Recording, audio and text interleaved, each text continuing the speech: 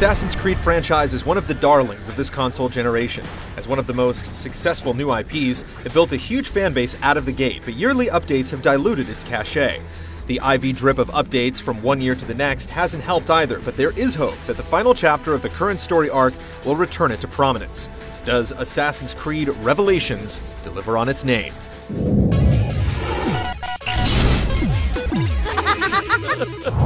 First you were Altair, a stoic 12th century assassin from the Holy Land. Then you were Ezio Auditore, a wealthy Italian with charisma and a talent for revenge. After a far too brief synopsis of the first several games, you find Desmond trapped on Animus Island. He had begun to lose his grip on the real world in Brotherhood, and here we see him completely shut off from reality. Gone are the constant jumps back to present day, and the story takes place almost exclusively inside the digital dimensions of the Animus. In a coma, Desmond must piece together memories to return his conscience to his body. Then there's Ezio Auditore. The star of the last couple games returns to a leading role as he attempts to find 5 keys hidden in 16th century Constantinople by the first game's protagonist Altair. Many years older and a full-on graybeard, the keys are needed to discover the secret to ending the centuries-long war between the Templars and Assassins. Much older, wiser, and surprisingly a little bit softer, we see a more human side of Ezio in Revelations. There's a core set of characters he interacts with, and things are kept tight and easy to follow. The game does a solid job of making some sense out of the story within a story, and fans will be satisfied with the ultimate outcome. But luck deserts me when I play. I hasten to the door.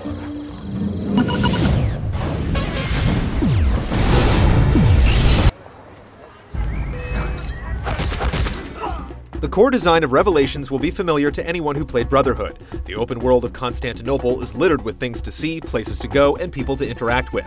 Despite the distractions, the path forward is never obscured, though participation in side activities is more essential than ever. It is a small price to pay to preserve what you have built here, no? Just like Brotherhood, a big part of the game is assembling a team of assassins to do Ezio's bidding and restoring Constantinople to a thriving city. All of this is governed by money. The economy has been out of whack in the last couple games, and it's not much better here. You'll still have more money than you can spend as you patiently wait for campaign landmarks to unlock new weapons and armor for purchase. Businesses are cheap to restore, which only adds to the money deposited in your bank at timed intervals. Recruiting assassins is just like the prior game. Once they've joined your cause, you can send them on missions to conquer foreign lands that net you cash, and upgrade points for their weapons and armor. You can also call them in for random spot attacks throughout the entire campaign. What a finisher! Mission variety has also been a sore point in the past, and while you still get way too many fetch quests and trailing missions, some new elements have been added to the design to keep things fresh. In Brotherhood, you were tasked with taking over Templar dens, and while it returns here, there's a twist. If you do not revisit areas you've conquered and clean them out of Templar influence, they'll attempt to retake the den. This initiates one of the game's biggest surprises, tower defense. More than just a novelty, you'll return to it time and again as the enemy never rests. It's handled fairly well, but it feels out of place inside a game like this. You'll find many ingredients for bomb recipes scattered throughout the city. Bomb crafting is another major addition, and as you plunder chests or loot dead enemies, you're given ingredients to build custom explosives. With around 300 different combinations possible, it's plenty deep, but with the exception of a few missions, it's hardly mandatory. We've enjoyed experimenting with them to see how they affect enemies, though. The final new addition is Desmond's Journey. As you collect memory fragments hidden in the campaign, you can return to Animus Island and play through first-person platforming levels using a building tool to create solid ground. It feels a little like Portal, and it's completely irrelevant to finishing the game, but it's another curious touch.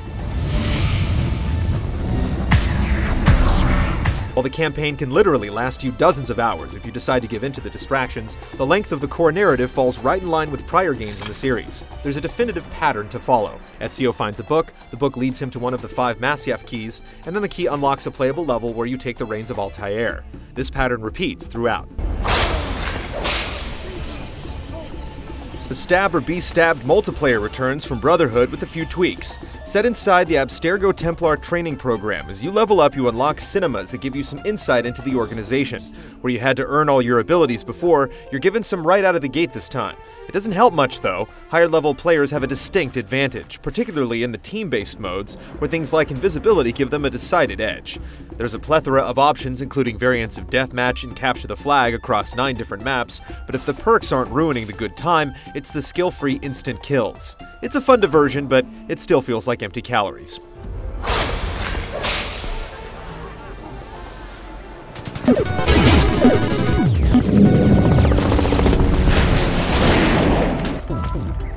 Assassin's Creed already has the parkour thing down, and that hasn't changed here. You essentially need to hold 2 buttons and steer Ezio, and he'll handle the rest.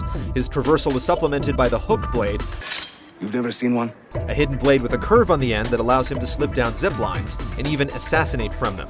It also comes in handy during especially long jumps, as it gives him an extra few inches of reach. It's integrated well into the level design, but minus a few conveniences, it's not especially necessary. Hand-to-hand combat has always been thrilling to watch, but not as exhilarating to control. With counter kills allowing you to essentially walk through every combat scenario, there hasn't been much incentive to explore the possibilities. That's been changed a bit here. While many enemies will still fall to this technique, there are several types that will shrug it off and force you to master parries and kicks.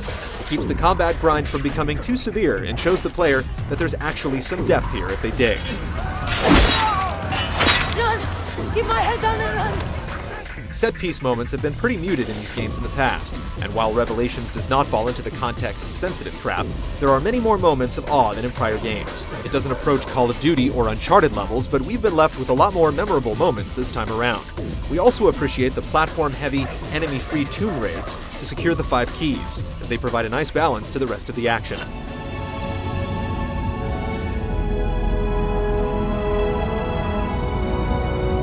The rest of the gameplay falls somewhere in the middle.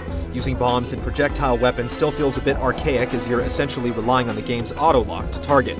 The tower defense controls are compromised by Ubisoft's insistence on keeping Ezio in the frame at all times. The loading times can also be quite brutal, especially if you find yourself in one of a couple missions where you have no idea what you're supposed to be doing. Watch out!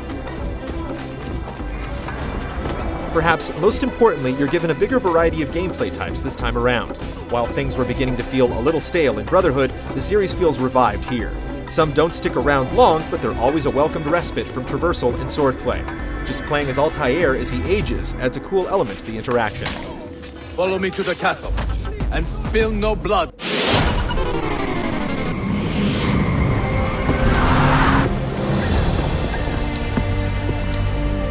A magnificent sight. It is a work in progress. This engine is beginning to show its age, but it's still a solid-looking game thanks to its art style and commitment to authenticity. The costuming is period perfect, and it's still a wonder to see an old society like 16th century Constantinople alive once again. The visuals do slow down at times, and there's a little more cut and paste with the buildings than normal, but this can be explained by the actual architecture of the city during this time period. Animation is still the game's forte, and while the engine does spew out a ton of polygons at a time, the little things like fire and explosions look dated. Oh, il diavolo in persona! Stay back! Duccio, a pleasure.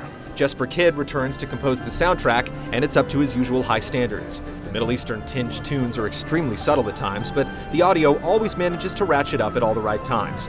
The voice acting is at the top of the class, with realistic dialects that can only come from hiring actors who actually live in these regions. You are the man I long to meet. Renowned master and mentor. Ezio Auditore de la. Revelation's presentation is a little ragged at times, but it still manages to impress on the whole. Come, my boy. Ready your blade. This battle is not yet won. Assassin's Creed Revelations delivers with the most varied, creative, and complete game in the series. It does tread a little too closely to Brotherhood, but a concise, interesting story with significant payoff helps mute its similarities. If you're a series fan, your dedication will be rewarded, and even those disappointed in the prior couple games should give it a shot based upon a lot of long-standing issues being rectified. The engine is a bit long in the tooth, and some of the content isn't entirely worth exploring, but if you're looking for an unforgettable top-shelf action-adventure, heed the creed.